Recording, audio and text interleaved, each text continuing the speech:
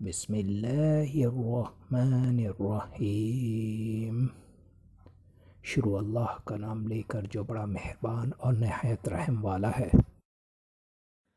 السلام علیکم ویورز۔ خوابوں کی تعبیر جاننے کے لیے ہمیشہ علماء اکرام، عالم دین اور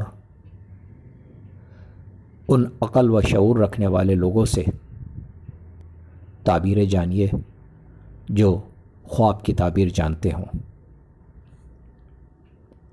ہمارے اس چینل پر علماء اکرام کی مستند تحقیق شدہ خوابوں کی تعبیر موجود ہیں جو آپ بآسانی دیکھ سکتے ہیں۔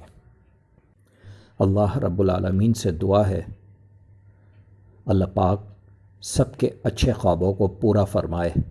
آج جو میں خواب آپ کے لیے لے کر آیا ہوں، یہ خواب ہیں نماز مشرق کی طرف پڑھنا اور نماز آسمان کی طرف پڑھنا۔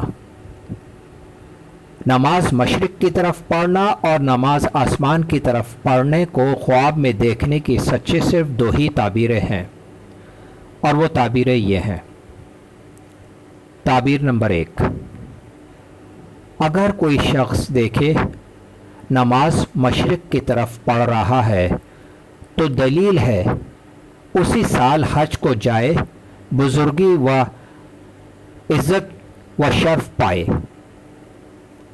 تعبیر نمبر 2،